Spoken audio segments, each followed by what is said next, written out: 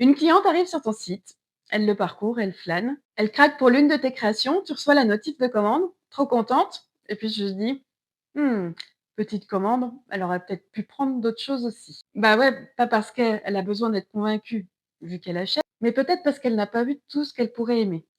Et c'est là qu'on va parler d'un truc hyper puissant et très sous-estimé pour augmenter ton chiffre d'affaires, le panier moyen.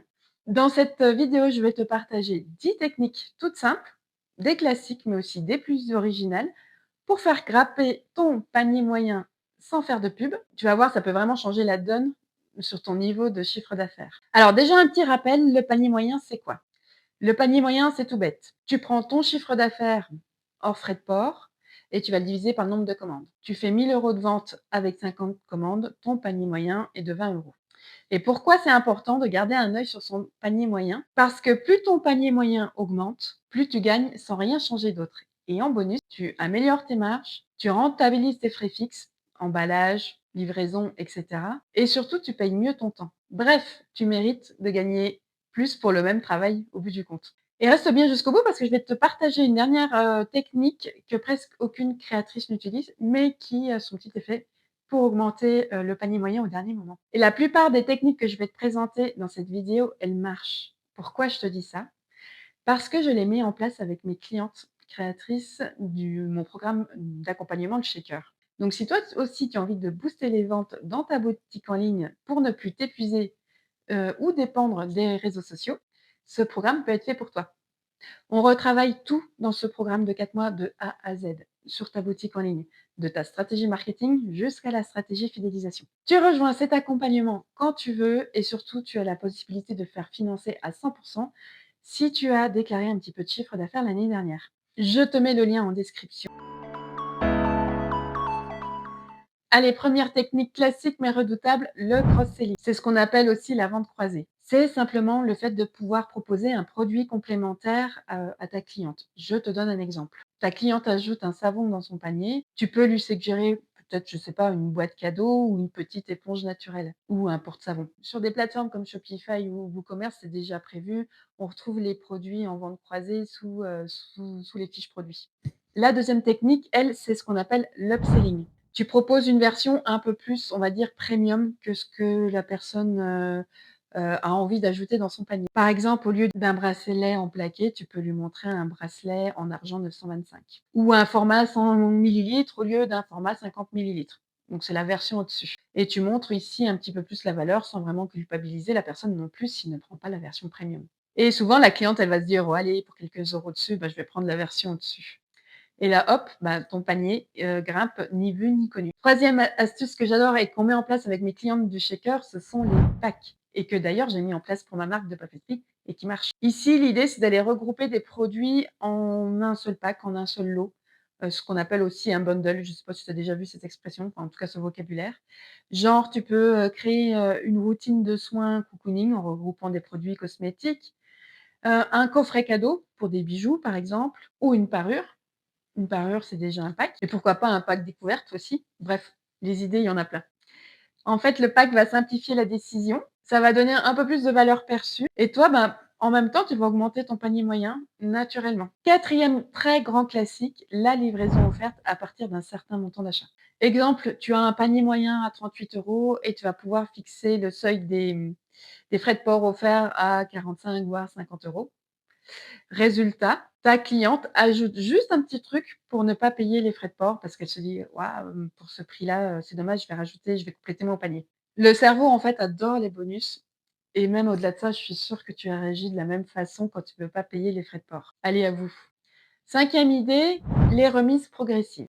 Par exemple, 10 des 50 € d'achat, 20 des 80 € d'achat. Ou même mieux, tu peux même faire un truc du genre: ajoute 10 € et reçois un cadeau surprise. Ça peut paraître un petit peu ludique, ça peut être marrant à mettre en place et ça motive à ajouter au panier pour atteindre le palier, supplémentaire. Alors, ce sera pas forcément une action à mettre de manière permanente, mais ça peut être une action que tu peux tester de manière ponctuelle, comme une action promotionnelle sur certains événements, par exemple. Tu veux une action un peu plus authentique? Essaye celle-ci, c'est celle du cadeau surprise. Par exemple, un échantillon offert des 30 € d'achat ou un petit produit mystère pour les commandes de plus de 40 €. Là encore, ta cliente va se sentir chouchoutée et toi, peut-être que tu peux créer un effet waouh. Là encore, ça peut être simplement une action ponctuelle et pas à mettre tout le temps en place, en permanence sur ton site. Et encore mieux, tu as la boîte mystère. Septième astuce. Par exemple, c'est un lot de 3 produits faits main que tu vas envoyer en surprise. Donc la cliente peut choisir peut-être, une tendance de couleur. Elle va voir le type de création que tu fais, parce qu'elle doit quand même voir le produit, ça peut pas juste être une boîte surprise, mais elle peut voir le type de création, choisir peut-être, ses tendances, ses préférences de couleurs, ses préférences de motifs. Mais là, tu crées, une édition limitée, unique et peut y avoir un petit coup, d'émotion quand tu reçois cette boîte surprise, tu sais pas trop à quoi t'attendre. Et c'est aussi une très bonne méthode, entre nous, soit dit, pour écouler, des fins de série, pour faire une vente flash. Et j'ai une autre astuce, peut-être, pas assez utilisée, c'est les petits extras personnalisés. Exemple, ajoute 2 € pour un emballage cadeau et une petite carte écrite à la main. Tu ne vends pas qu'un produit, tu vends aussi une expérience et ça, c'est important, d'insister dessus. Parce qu'en rajoutant ces petits, services complémentaires, tu peux aussi, augmenter la valeur perçue de l'expérience, tout en augmentant évidemment le panier moyen. Je vais ouvrir une petite parenthèse ici. Bon, OK, j'avoue, j'aime bien ouvrir les petites parenthèses. Souvent, ça, tu le vois comme un service offert à ton client. Je parle notamment de l'emballage cadeau, c'est le petit plus. Désolée de te le dire, mais tu as tort. Un emballage cadeau avec une carte, c'est, de la matière pour toi, de la matière première et c'est du temps et donc de l'argent.